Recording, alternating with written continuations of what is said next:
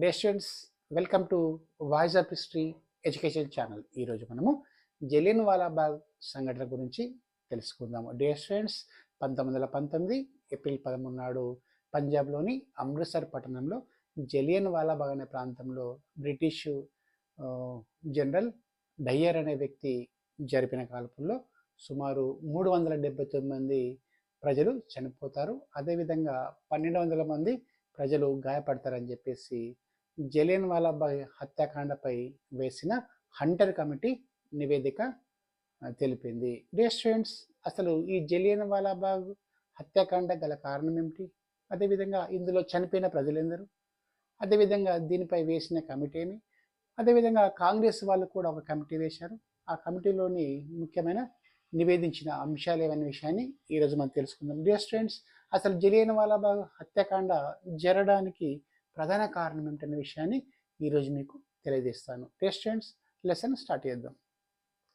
జలియన్ వాలాబాగ్ హత్యాకాండ, ఇందులో ముఖ్యాంశాలు.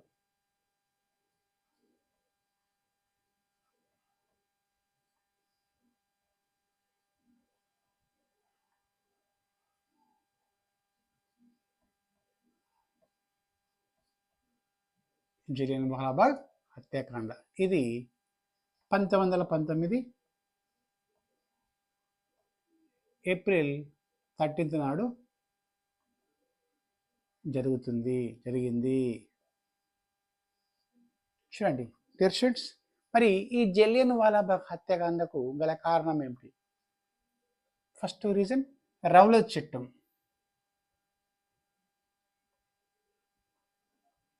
ఇది రౌలత్ చట్టము 1919 మార్చి 18 నాడు ఇండియాలో అమలు చేశారు. 1919 మార్చి 18 నాడు.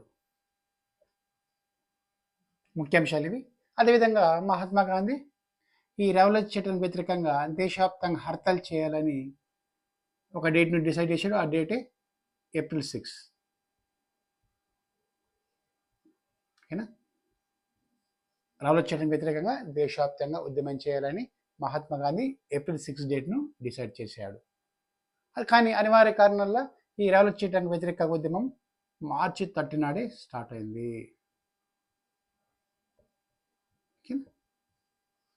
అదేవిధంగా ఈ రౌలత్ చట్టాన్ని రూపొందించిన వ్యక్తి అంటే రౌలత్ చట్టానికి కమిటీ మెంబర్ అయిన కమిటీ అధ్యక్షుడైన రౌలత్ పేరు మీద ఈ రౌలత్ చట్టం అని పేరు వచ్చింది. ఈ రౌలత్ కమిటీ మెంబర్ ఇతని పేరు మీద ఈ రౌలత్ చట్టం అనే పేరు వచ్చింది. అదేవిధంగా 1919 ఫిబ్రవరి మంత్లో ఈ బిల్లును ప్రవేశపెట్టారు. 1919 ఫిబ్రవరి నెలలో సెంట్రల్ కౌన్సిల్లో, కేంద్ర కౌన్సిల్లో ఈ రౌలత్ చట్ట బిల్లును ప్రవేశపెట్టారు. ఈ కమిటీకి అధ్యక్షుడు రౌలత్ అనే వ్యక్తి. సో దీని రౌలత్ చట్టంగా పిలిచాము. డియర్ స్టూడెంట్స్, మరి ఈ రౌలత్ చట్టంలో ముఖ్యమైన అంశాలు. మరి ఈ రౌలత్ చట్టమే జలియన్ వాలాబాగ్కు కారణమైంది.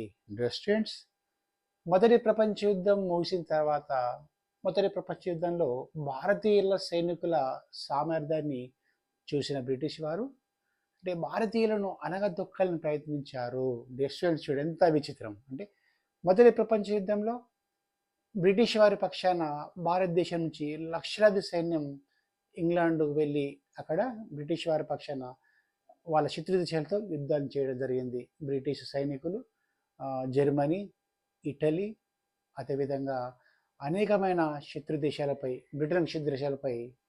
యుద్ధం చేసి చాలామంది శత్రు సైనికులను చంపడం జరిగింది. డియర్ స్టూడెంట్స్, అది చూసి భయపడ్డ బ్రిటిష్ వారు భారతీయులను భయకంపితులు చేయాలి అని చెప్పేసి భారతదేశంలో స్వతంత్ర ఉద్యమం రాద్దని చెప్పేసి అంటే అణిచివేసే చట్టాలు చేయడం జరిగింది. ఎంత విచిత్రం అంటే మొదటి ప్రపంచ యుద్ధంలో బ్రిటిష్ వారికి అనుకూలంగా అంటే బ్రిటిష్ వారితో చేతి కలిపి యుద్ధంలో పాల్గొన్న భారతీయ సైనికులు చాలామంది శత్రుసేనలను చంపేయడం జరిగింది ఈ సైనికులను. సో ఇది చూసి భయపడ్డ బ్రిటిష్ వారు భారతదేశంలో భవిష్యత్తులో విప్లవం వస్తే వాళ్ళ పాలనకు చాలా కష్టమైందని భావించి వాళ్ళు భారతదేశంలో పౌరులను అణిచివేసే అనేక చట్టాలను ప్రవేశపెట్టడం జరిగింది. ఆ చట్టాల్లో భాగమే ఈ రౌలత్ చట్టం. స్టూడెంట్స్ చూడండి, 1919 ఫిబ్రవరి నెలలో సెంట్రల్ కౌన్సిల్లో ఈ రౌలత్ చట్టాన్ని ఆమోదించారు. ఈ రౌలత్ చట్టం ముఖ్య ఉద్దేశం ఏమిటంటే ఎటువంటి ముందస్తు హెచ్చరిక లేకుండా ఏ ఎవరినైనా అరెస్ట్ చేయొచ్చు, అంటే ఎవరినైనా నిర్బంధించవచ్చు అని ఈ చట్టం యొక్క ముందస్తు అంటే ఒక వ్యక్తిని ముందస్తు అరెస్టు చేయొచ్చు, ఎటువంటి వారెంట్ లేకుండా అరెస్ట్ చేయొచ్చు. అదేవిధంగా వ్యక్తులు ఆయుధాలు పట్టుకొని తిరగరాదు, అదే వ్యక్తులు గుర్రాలపై కూడా స్వారీ చేయరని చెప్పేసి ఈ చట్టంలో అనేకమైన కఠిన నిబంధనలు ఉన్నాయి. సో దీన్ని వ్యతిరేకించిన మహాత్మా గాంధీ దేశవ్యాప్తంగా ఏప్రిల్ 6 నాడు ఉద్యమం చేయాలని చెప్పేసి పిలిపించారు. కానీ కొన్ని అనివార్య కారణాల ఈ ఉద్యమం మార్చ్ 30 నాడే స్టార్ట్ అయింది. డియర్ స్టూడెంట్స్, మరి ఈ రౌలత్ చట్ట ఉద్యమమే పంజాబ్లో ఉన్న అమృత్సర్ నగరంలో ఉన్న ఈ జలియన్ వాలాబాగ్లో ఉద్యమానికి కారణమైంది.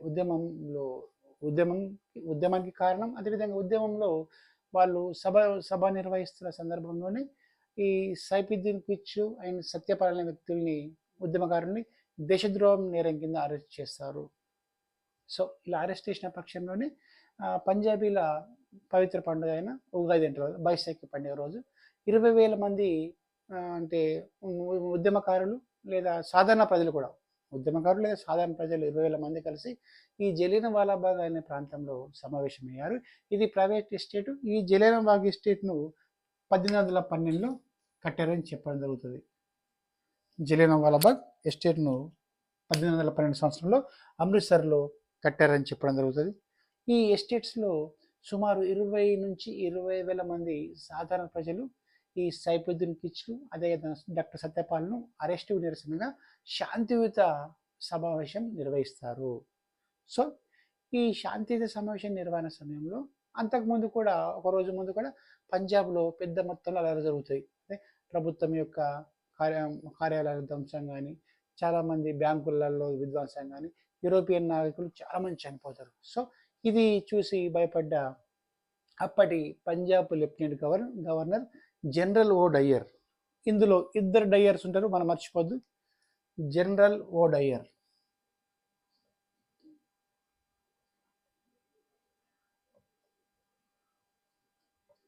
ఇతడు పంజాబ్ లెఫ్టినెంట్ గవర్నర్.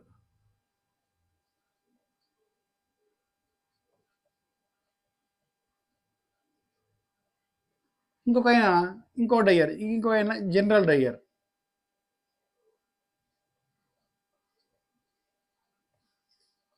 ఇతడు పంజాబ్ యొక్క లెఫ్టినెంట్ గవర్నర్ జనరల్ ఓడయ్యర్. అదేవిధంగా ఓన్లీ జనరల్ డయ్యర్ ఇతడు జలియన్ వాలాబాగ్ హత్యాకాండలో కాల్పు జరిపిన వ్యక్తి జనరల్ డయ్యర్. ఇద్దరు డయ్యర్ వేరు ఉంటారు. ఈయన లెఫ్టినెంట్ గవర్నర్, ఈయన ఓన్లీ జనరల్ డయ్యర్. జనరల్ పంజాబ్లో ఉన్న అమృత్సర్ పట్టణంలో కాల్పు జరిపిన వ్యక్తి జనరల్ డయ్యర్. ఇతరేమో పంజాబ్ లెఫ్టినెంట్ గవర్నర్. ఈ పంజాబ్ లెఫ్టినెంట్ గవర్నర్ కూడా పంజాబ్లో విస్తృతంగా తిరిగి ప్రజలను కంపితులు చేసే ప్రకటనలు చేస్తారు.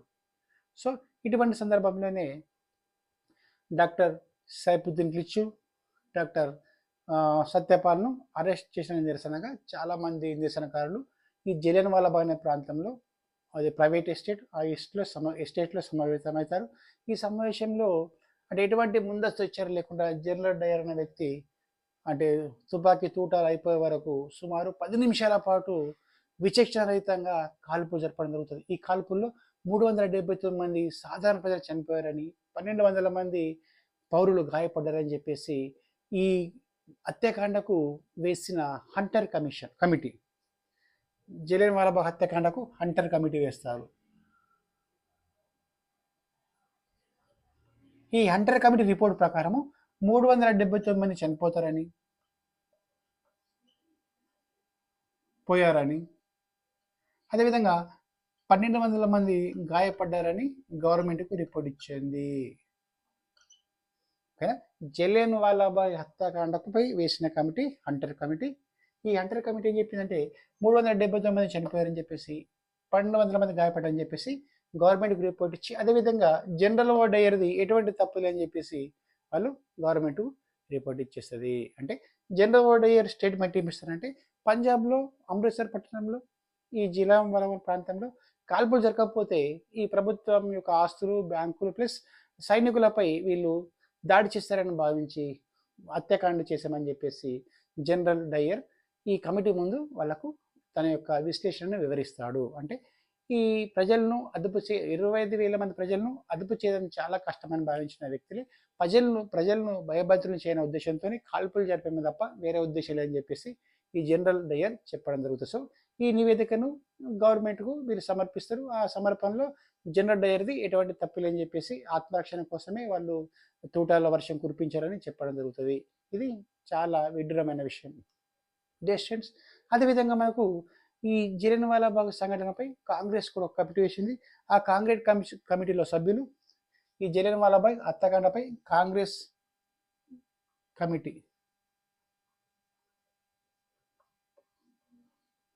ఇందులో మోతీలాల్ నెహ్రూ,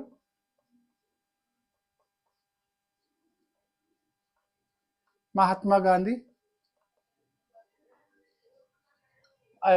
మహాత్మా గాంధీ, ఫజల్ హక్, అబ్బాస్ తయ్యబ్, సిఆర్ దాస్, ఫజల్ హక్, అబ్బాస్ తయ్యబ్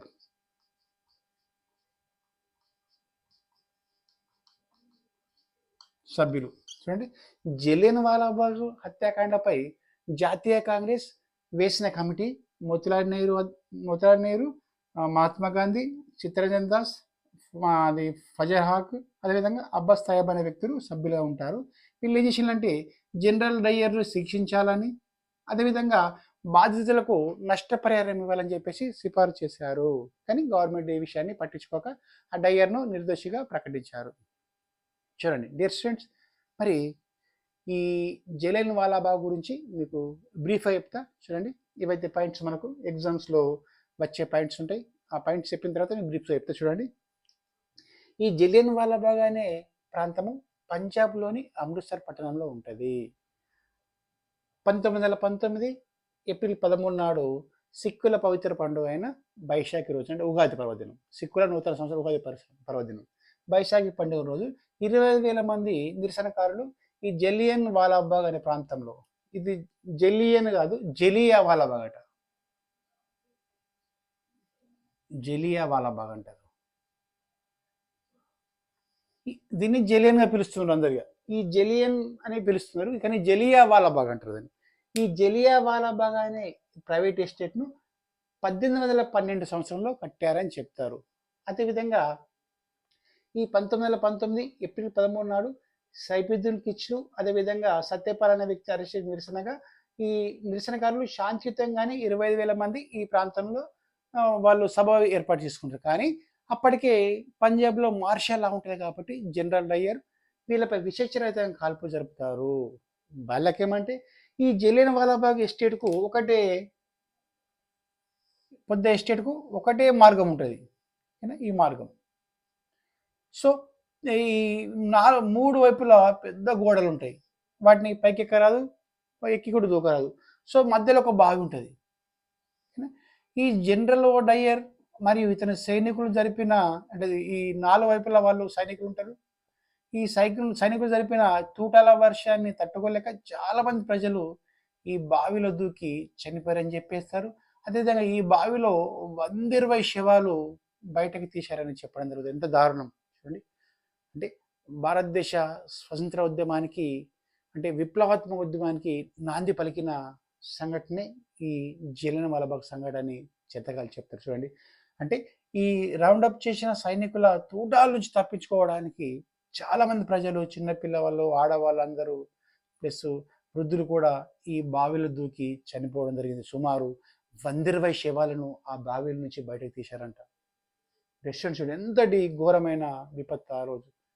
అయితే ఈ ముఖ్యమైన అంశాల్లో మనకు ఈ Punjab lieutenant governor general Dyer, అదేవిధంగా కాల్పులు చేసిన మేజర్ మాత్రం జనరల్ డయ్యర్, ఇద్దరు వేరే వేరు ఉంటారు.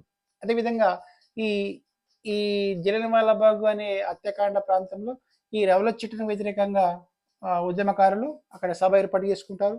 సో ఈ సభ ఏర్పరిచిన తర్వాత ఈ 1919 ఏప్రిల్ 13 నాడు ఈ హత్యాకాండ జరుగుతుంది. ఈ హత్యాకాండకు బ్రిటిష్ ప్రభుత్వం ఏర్పాటు చేసిన కమిటీ హంటర్ కమిటీ, ఓకేనా, హంటర్ కమిటీ. ఈ అంటర్ కమిటీ ఏం చెప్తారంటే 379 మంది చనిపోతారు, 1200 మంది గాయపడతారని చెప్తారు. 1200 మంది, 379 మంది చనిపోతారు, 1200 మంది గాయపడతారని చెప్తారు. కానీ అప్పటికి చాలా వేల సంఖ్యలో మనుషులు చనిపోతారని చెప్పేసి అక్కడ ప్రత్యక్షాసుల కథనం ప్రకారం చూడండి. అదేవిధంగా కాంగ్రెస్ వాళ్ళు కూడా కమిటీ వేసిండు. మోతిలాల్ నెహ్రూ, మహాత్మా గాంధీ, చిత్తరంజన్ దాస్, ఫజల్ హక్, అదేవిధంగా అబ్బాస్ సాహెబ్ అనే వ్యక్తులు సభ్యులు ఉన్న 5 సభ్యుల కమిటీ వేశారు. ఈ కమిటీ ఏం చెప్తారంటే జనరల్ డయ్యర్ను శిక్షించాలని, అదేవిధంగా చనిపోయిన వారికి నష్టపరిహారం ఇవ్వాలని చెప్పేసి సూచిస్తారు. ఇది జలియన్ వాలాబాగ్ యొక్క హత్యాకాండ ముఖ్యాంశాలు. ఇక ఇప్పుడు మీకు ఇది కాక బ్రీఫ్గా చెప్తా. మనకేంటంటే ఎగ్జామినేషన్ పాయింట్ ఆఫ్ కాకుండా మీకు ఈజీగా ఒక 10 నిమిషాల్లో క్లియర్ చెప్తా, క్లిస్టర్ క్లియర్. మీకు ఎటువంటి అందులో అవనవనం ఉండదు. డియర్ స్టూడెంట్స్ చూడండి, జలియన్ వాలాబాగ్ హత్యాకాండ 1919 ఏప్రిల్ 13 నాడు జరుగుతుంది. డియర్ స్టూడెంట్స్, మొదటి ప్రపంచ యుద్ధం సమాప్తమైన తర్వాత భారతదేశ సైనికుల యొక్క శక్తిని గ్రహించిన బ్రిటిష్ వారు భారతదేశంలో కూడా ఉద్యమాలు వచ్చే అవకాశం అని చెప్పేసి ప్రజలను అణిచివేయడానికి చాలా చట్టాలు చేస్తారు. ఆ చట్టంలో భాగమే ఈ రౌలట్ చట్టం. స్టూడెంట్స్, రౌలట్ చట్టం మార్చి 18, 1919 నుంచి ఇండియాలో అమలు చేశారు. దీని ముఖ్య ఉద్దేశం ఏమిటంటే భారతదేశ పౌరులను ఎటువంటి ముందస్తు హెచ్చరిక లేకుండా అకారణంగా కూడా అరెస్ట్ చేయవచ్చు, నిర్బంధించవచ్చు. అదేవిధంగా భారతీయులు ఆయుధాలు ధరించరాదని, భారతీయులు గుర్రాల స్వారీ కూడా చేయరని చెప్పేసి కఠినమైన ఆంక్షలు విధించారు.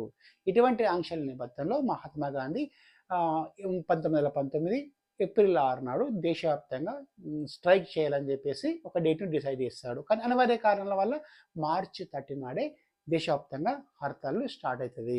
స్టూడెంట్స్, ఆ రోజుల్లోనే పంజాబ్లోనే విస్తృతమైన అల్లాలు జరుగుతాయి. అదేవిధంగా 1919 మార్చి 30 నాడు, అదేవిధంగా 1919 ఏప్రిల్ 6 నాడు పంజాబ్లో చాలా హింసాయుత కార్యక్రమాలను ప్రజలు చేస్తారు. దీన్ని భయపడిన పంజాబ్ లెఫ్టినెంట్ గవర్నర్ జనరల్ ఓడయ్యర్ అనే వ్యక్తి పంజాబ్లో తిరుగుతూ పెద్ద మొత్తంలో ప్రచారం చేస్తారు. ప్రజలు గుమిగూడవద్దని, సభలు సమావేశాలు పెట్టుకోవద్దని చెప్పేసి ప్రజలను హెచ్చరిస్తారు. కానీ ప్రజలు ఈ హెచ్చరికను పెట్టేసి 1919 ఏప్రిల్ 13 నాడు 1919 ఏప్రిల్ 13 నాడు జలియన్ వాలాబాగ్ అనే ప్రాంతంలో, ఇది ప్రైవేట్ ఎస్టేట్, ఇది 1819లో కట్టారని చెప్తారు, 1812లో కట్టారని చెప్తారు. అదేవిధంగా ఇందులో 25,000 మంది సాధారణ ప్రజలు సమావేశమవుతారు. సో అప్పుడు జనరల్ డయ్యర్ ఎటువంటి ముందస్తు చర్యలు లేకుండా వాళ్ళ దగ్గర ఉన్న తూటాలు మొత్తం అయిపోయే వరకు అక్కడ ఉన్న ప్రజలపై కాల్పులు జరుపుతారు. ఈ తూటాల నుంచి తప్పించుకోవడానికి చాలామంది ప్రజలు ఆ మధ్యలో ఉన్న ఎస్టేట్ మధ్యలో ఉన్న బావిలో దూకి చనిపోతారట. ఆ బావిలో దూకి 100 మంది చనిపోతారని చెప్పడం జరుగుతుంది. అదేవిధంగా ఈ జలియన్ వాలాబాగ్ అనే ఎస్టేటు 4 వైపులా పెద్ద గోడలు ఉంటాయి. అదేవిధంగా గోడలు కూడా ఎక్కే అవకాశం లేదు. అదేవిధంగా ఒకటే ద్వారం ఉంటుంది. ఆ ద్వారాన్ని కూడా బ్రిటిష్ వారు మూసేసి 4 వైపుల నుంచి విశేషణాయుతంగా కాల్పులు జరగడం జరిగింది. ఈ కాల్పుల్లో 379 మంది చనిపోయారని చెప్పేసి, 1200 మంది గాయపడారని చెప్పేసి అప్పటి ఈ కమిటీ, ఈ జలియన్ వాలాబాగ్ విచారణ కమిటీ అయిన హంటర్ కమిషన్ సూచిస్తుంది. 317 మెంబర్స్ చనిపోయారని చెప్పేసి, 1200 మంది గాయపడ్డారని చెప్పడం జరుగుతుంది. కానీ అనఫిషియల్ లెక్కల ప్రకారం సుమారు 1500 మంది చనిపోయారని చెప్పేసి, అదేవిధంగా 2000 మందికి పైగా ప్రజలు గాయపడ్డారని చెప్పడం జరుగుతుంది. డియర్ స్టూడెంట్స్, ఏది ఏమైనా భారతదేశ స్వతంత్ర ఉద్యమ పోరాడడానికి విప్లవాత్మక పంథాను కూడా అవలంబించడానికి ఈ జలియన్ వాలాబాగ్ హత్యాకాండనే ప్రధాన మార్గంగా మన ఇండియా యొక్క విప్లవకారులు, అదేవిధంగా ఇండియా నుంచి బ్రిటిష్ వారిని తరిమి కొట్టడానికి చేసిన విప్లవాత్మక ఉద్యమాలకు ఈ జలియన్ వాలాబాగ్ హత్యాకాండ నాందని చెప్పవచ్చు. Dear students, thank you very much.